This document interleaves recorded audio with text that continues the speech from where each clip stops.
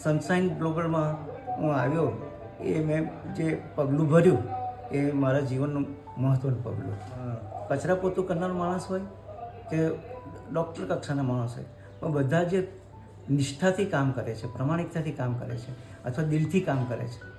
કોઈ દર્દી સાથે એ કોઈ મેં અત્યાર સુધીમાં 3-4 દિવસમાં મોટા અવાજે કોઈ વાત કરી એવું નથી જોયું મળે.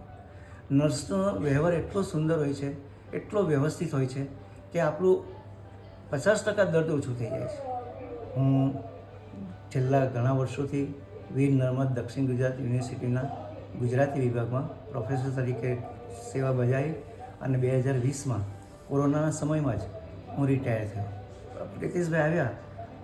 પ્રિતેશભાઈ આવીને એટલા દિલથી એમણે જે સ્ટેન્ડ મૂકવાનું હતું એ સ્ટેન્ડ જે મૂક્યું, મારા કુટુંબીજનો સાથે પણ એમણે એટલી પ્રેમથી વાત કરી અને સમજાવ્યું કે આ બહુ નોર્મલ છે, તમે ચિંતા નહીં કરશો.